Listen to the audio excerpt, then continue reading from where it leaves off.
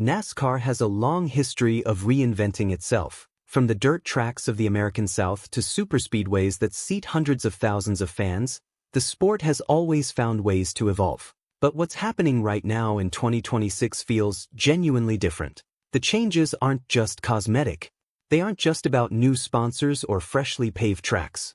They're about something bigger, a fundamental shift in how the world sees NASCAR and how NASCAR sees itself. Today, we're breaking down two stories that, on the surface, might seem like separate news items. But when you put them together, they actually paint a very clear picture of where this sport is heading and why the next few months could be some of the most important in NASCAR's modern era. The first story involves a name that hardcore motorsport fans will recognize immediately: Kevin Magnussen, a man who spent more than a decade competing at the absolute pinnacle of global motorsports, is coming to NASCAR. Not for a test session, not for a promotional appearance. He's making a full Cup Series start, and the venue where it's happening makes the whole thing even more compelling. The second story is quieter, but in some ways more consequential for the actual championship picture. After the Cracker Barrel 400 at Nashville Superspeedway, NASCAR made a post-race adjustment to the official finishing order. A couple of positions changed hands. And because of the way NASCAR's new playoff format is structured for 2026, those positions, and the points attached to them, could end up mattering far more than anyone expected when the checkered flag was flying. Let's start with Kevin Magnussen and what his arrival means for NASCAR's ongoing effort to position itself as a global motorsport destination. To understand why this signing matters, you have to understand who Kevin Magnussen actually is within the context of global motorsports. Magnussen is Danish. He grew up racing in Europe, came through the junior Formula ranks the way most Formula One hopefuls do, and eventually earned his seat at the top level of the sport. Between 2014 and 2024, he made 185 Formula One starts, a number that puts him firmly in the category of experienced, long-serving Formula One professionals rather than someone who briefly passed through the paddock. His career took him through 3 different constructors. He raced for McLaren, Renault, and spent a significant portion of his career with the Haas Formula One team, which, notably, is an American-owned organization with deep ties to NASCAR through Gene Haas. That connection to American motorsports culture was never lost on Magnussen, even during his years competing on European circuits. What a lot of casual fans remember most about Kevin Magnussen is his Formula One debut. In 2014, driving for McLaren at the Australian Grand Prix, he finished second. It was a stunning result for a rookie making his very first Formula One start. It announced him to the world as a driver with serious talent and serious nerve. The fact that his career after that debut was marked more by survival than consistent front-running is less a reflection of his ability and more a reflection of the machinery he was working with for much of that decade. Haas was never a top 3 team. Magnussen consistently extracted everything available from equipment that was often midfield at best. By the time his Formula One chapter closed in 2024, Magnussen had earned a reputation as one of the toughest, most combative drivers in the paddock. He wasn't someone who backed down from a fight. He wasn't someone who needed a dominant car to deliver respectable results. And those qualities, that grit, that willingness to throw himself into the margins, are actually exactly what tends to translate well in NASCAR. After Formula One, Magnussen didn't sit still. He moved into sports car racing and quickly established himself as a legitimate endurance competitor. He secured a BMW factory driver role, which is not a participation trophy. BMW takes its factory program seriously, and the drivers they employ at that level are there because they perform. And earlier in 2026, Magnussen was part of the winning lineup at the Rolex 24 at Daytona. That is one of the most prestigious endurance races in the world. Winning it requires not just pace, but racercraft, intelligence, the ability to manage a car over long stints, and the composure to handle pressure when the race is on the line. So when Trackhouse Racing announced that Magnussen would be making his NASCAR Cup Series debut behind the wheel of the number 91 Chevrolet, the reaction from serious motorsport observers was not surprise. It was more like, of course this is the next step. He's been building toward this kind of crossover challenge for years. To fully appreciate what Magnussen's signing represents, you have to understand the context of Project 91 and what Trackhouse Racing has built with it. When Trackhouse Ownership Group first floated the concept of Project 91, the idea was straightforward in theory but genuinely ambitious in practice. The program was designed to bring internationally recognized drivers, people with big names and big followings outside the traditional NASCAR audience, into the Cup Series for select events. The goal was to expand NASCAR's reach, create new storylines, and prove that the Cup Series could compete for attention on a global stage. There was healthy skepticism at the time. NASCAR has a learning curve that is notoriously steep. The cars are heavy. The tracks are unlike anything drivers experience in Formula One, IndyCar, or sports car racing. The racing is physical, contact-driven, and unpredictable in ways that catch even experienced professionals completely off guard. The concern was that international stars would show up, struggle, and the whole experiment would end up reinforcing the narrative that NASCAR is an insular sport that outsiders can't crack. Shane van Gisbergen, a New Zealander who had never competed in the NASCAR Cup Series before that weekend, entered the inaugural Chicago street race as an unknown quantity to most American motorsport fans. By the time the checkered flag flew, he had won the race outright, on debut, on a street circuit, against the full field of Cup Series regulars. That result sent shockwaves through the motorsport world.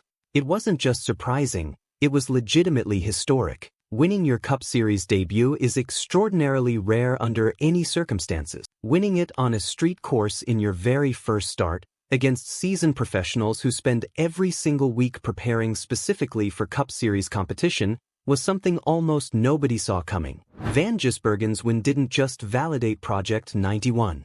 It transformed it. Suddenly, the program had a genuine success story to point to. International motorsport fans who had never paid attention to NASCAR before were watching highlights of that Chicago race. Drivers from other series started paying closer attention to what Trackhouse was building.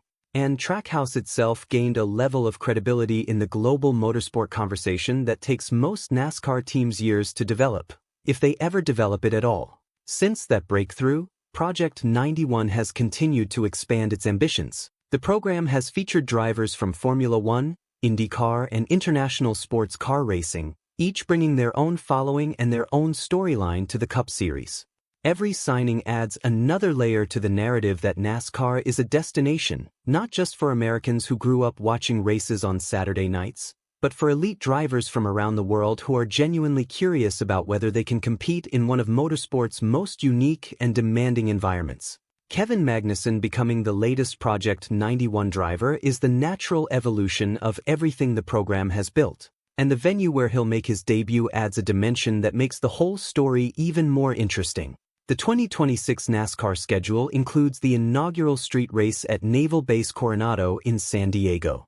It is one of the most anticipated new additions to the Cup Series calendar in years, and for good reason. Street races bring something fundamentally different to NASCAR. The walls are closer. The margins are tighter.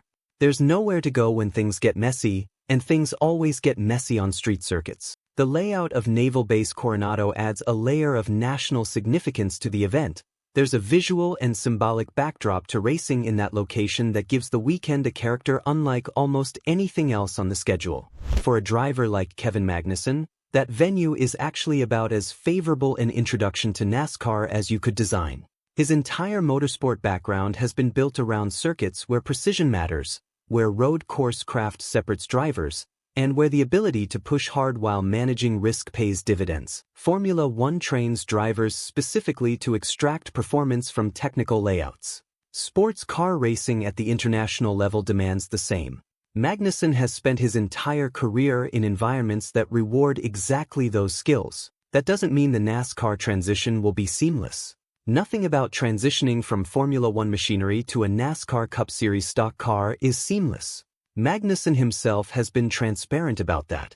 He's spoken openly about how different a stock car feels compared to everything he's driven before, heavier, with different aerodynamic characteristics, completely different braking points, completely different tire behavior. He described the experience of getting into a NASCAR car for the first time as almost feeling like you've never driven a race car before. Everything familiar becomes unfamiliar. Every instinct built over years of racing has to be recalibrated. But here's what matters. Magnussen knew that going in, and he's preparing accordingly. He's already spent time with the Trackhouse Racing organization at their base in North Carolina. He's gone through the kind of thorough preparation that serious racers engage in when they're committed to performing rather than just participating.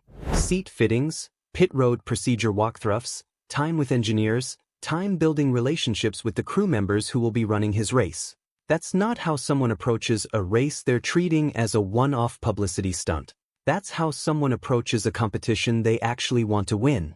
And that competitive mentality is exactly why this debut deserves genuine attention. Van Gisbergen came to Chicago with a similar mindset, fully committed, thoroughly prepared, treating the event as a real race rather than an exhibition. The result spoke for itself. Nobody is predicting that Magnussen will automatically replicate Van Gisbergen's Chicago performance. Winning your NASCAR debut against a full Cup field is genuinely extraordinary, and it would be unfair to set that as the baseline expectation. But what fans can reasonably expect is a driver who will push hard, who will take the race seriously, and who will give everyone watching a genuine performance rather than a tentative ride-along. For NASCAR as a sport, the significance extends beyond the race result. Every time a legitimate international star of Magnussen's caliber enters the Cup Series, the sport reaches a new audience.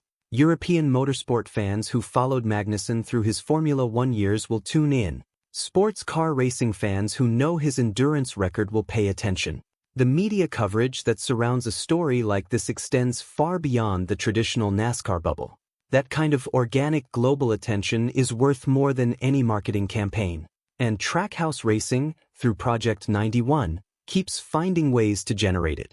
Now let's shift to the second major story, because while it lacks the glamour of a high-profile international signing, it speaks directly to something that will define the 2026 NASCAR Championship battle. Following the Cracker Barrel 400 at Nashville Superspeedway, NASCAR made an official adjustment to the race's finishing order. This isn't unusual. NASCAR always marks initial results as unofficial pending a final review, and adjustments happen from time to time. What makes this particular adjustment significant is the context it occurred in and the downstream implications it carries under the 2026 playoff format. To understand what happened, you need to reconstruct the final moments of the Nashville race. The closing laps produced a chaotic sequence involving Ryan Blaney from Team Penske, Chase Elliott from Hendrick Motorsports, Tyler Reddick from 23XI Racing, and Shane van Gisbergen. Contact between Blaney and Elliott helped trigger an incident that sent Reddick's Toyota hard into the outside wall. The damage to Reddick's car was significant, but despite the chaos, all four drivers managed to cross the finish line within a very short distance of each other. NASCAR's initial scoring had Chase Elliott in 5th, Tyler Reddick in 6th, Shane van Gisbergen in 7th, and Ryan Blaney in 8th. After reviewing the finish, examining all available timing data, camera angles, and scoring information, NASCAR made a revision. Shane van Gisbergen was moved ahead of Chase Elliott. The official result gave van Gisbergen 5th place and dropped Elliott to 7th. Reddick remained 6th in the adjusted order. Blaney remained 8th. One position, 2 spots swapped. For most casual fans watching the race, it might barely register as notable news. These things happen. Reviews happen. Sometimes positions change.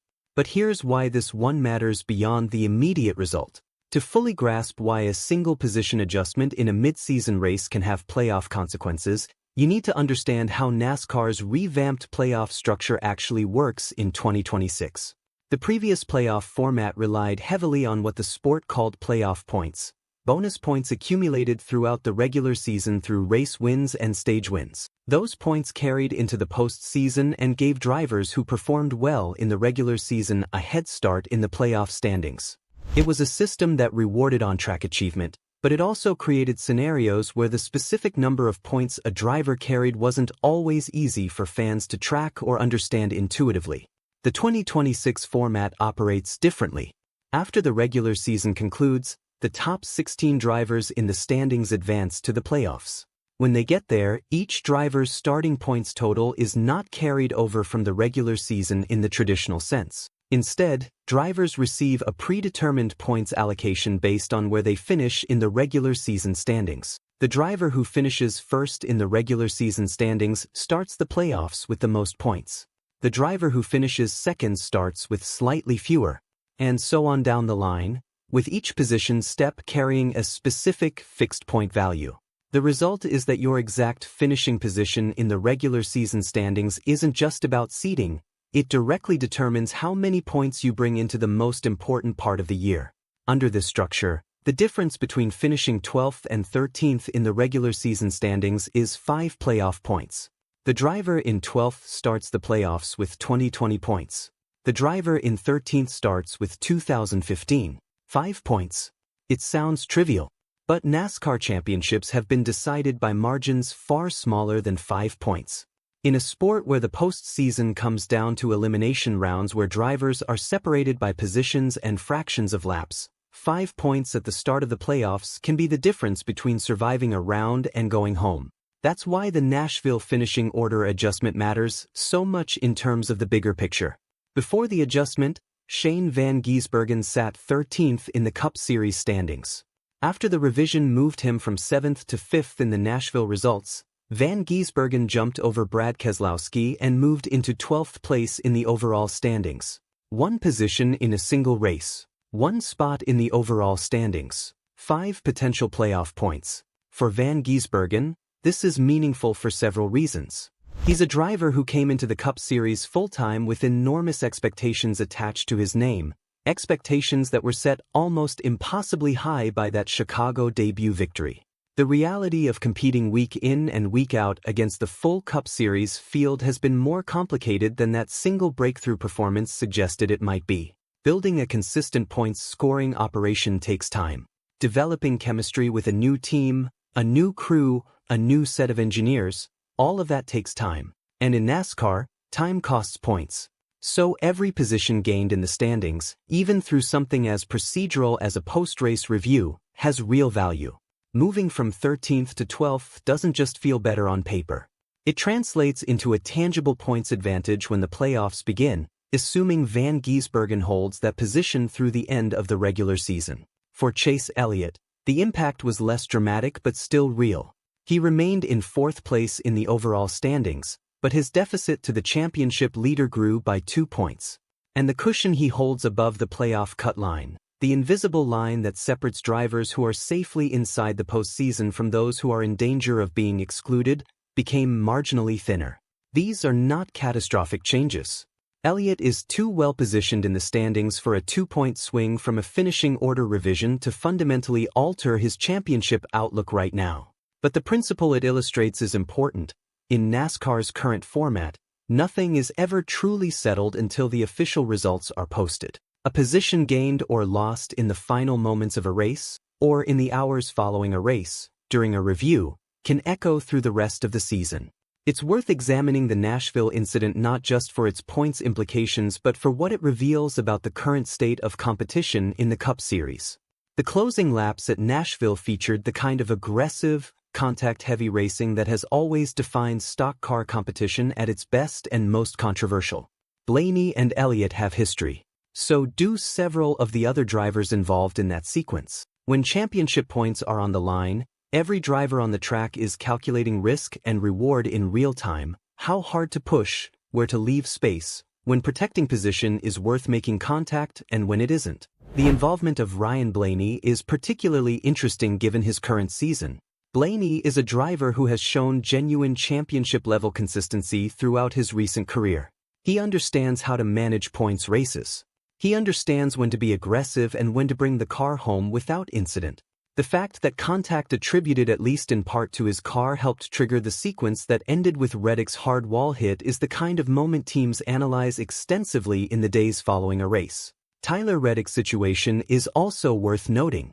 He maintains 6th place in the official finishing order despite significant damage to his car, a testament to both his driving under difficult circumstances and his team's ability to keep the car moving toward the finish. Points scored in damaged equipment are often the most valuable points of a season because they represent moments where a bad result was avoided through composure and persistence. And Van Gisbergen, ultimately the biggest beneficiary of the post-race revision, continues to build his Cup Series story race by race.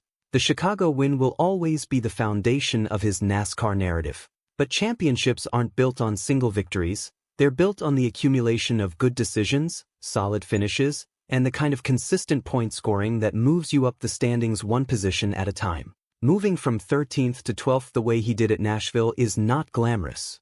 But in the context of how this playoff system works, it's exactly the kind of advancement that matters. Step back from the individual details of both stories and a broader narrative emerges. NASCAR is a sport that is simultaneously looking outward and drilling inward. Looking outward, it is aggressively pursuing global relevance, bringing in international stars, scheduling races on street circuits in major urban centers, creating programs like Project 91 that turn the Cup Series into something that motorsport fans anywhere in the world can engage with. The Magnussen signing is part of that story. The San Diego street race is part of that story. The attention generated by Van Gisbergen's Chicago win was part of that story. At the same time, the internal competitive structure of the sport has never been more precise or more consequential in the details. The 2026 playoff format rewards consistency with mathematical exactness. Every position in the standings carries a specific point value. Every race result, including post-race revisions, can alter the championship trajectory of multiple drivers. The story coming out of Nashville is part of that story. These two dimensions of NASCAR's current identity don't conflict with each other, they actually reinforce each other. The global expansion story brings new fans to a sport that rewards deep engagement. And the deeper you look at the championship battle, the more compelling it becomes. Understanding why a finishing order revision from a mid-season race matters requires understanding how the playoff format works, which requires paying attention throughout the regular season, which means NASCAR keeps fans engaged from February all the way through November. That's not an accident. It's the product of deliberate structural choices designed to make every race meaningful and every storyline interconnected. As the 2026 season continues to unfold, both of these storylines will develop in ways that are genuinely difficult to predict. On the Magnussen front, the San Diego street race will eventually arrive. And with it will come all the questions that surround any major crossover debut. How quickly will he adapt to the car? Will his Formula One and endurance racing experience translate into natural comfort on a street circuit, or will the specific demands of a NASCAR stock car overwhelm those instincts? Will Trackhouse Racing's preparation process give him a realistic shot at running near the front, or will the gap between his familiarity with the car and the familiarity that regular Cup drivers have proved too wide to close in the early stages of the race weekend? There are no guaranteed answers. The one thing that can be said with confidence is that Magnussen will not approach this as a tourist. He will prepare as thoroughly as the timeline allows, he will compete as hard as the car and his adaptation permit, and whatever result he produces, it will be a genuine racing performance rather than a ceremonial appearance. On the championship front, the standings picture at Nashville represents one snapshot in what will be a long and complicated regular season. Drivers will gain ground and lose ground. Races will produce unexpected results. Incidents will reshuffle positions. The playoff cut line will tighten and relax multiple times before the regular season concludes. But the principle established by the Nashville adjustment will remain constant throughout. In this playoff format, no position is irrelevant, no race result is too small to matter, and even the most procedural post-race review can end up shaping the championship story in ways that won't be fully visible until months later. NASCAR in 2026 is a sport with genuine momentum in multiple directions at once. The global story is real. Project 91 and the drivers it has brought into the Cup Series have generated attention and credibility that extends well beyond North America. Kevin Magnussen's arrival adds another chapter to that story, and the San Diego street race provides a stage that is perfectly suited to generating international headlines.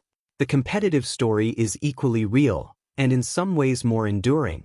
Championships are decided by the accumulation of small advantages and avoided disasters over the course of a very long season. The Nashville finishing order revision is a reminder that attention to detail, consistency, and the ability to position yourself correctly in the standings before the playoffs begin are skills as important as outright speed. One story is about NASCAR's future and the sport's growing ambition to reach audiences it hasn't fully captured yet. The other is about the relentless, grinding, often underappreciated work of building a championship contender through a season where nothing is certain and nothing is ever truly locked in until it's official. Together, They tell you almost everything you need to know about what NASCAR is right now and where it's trying to go.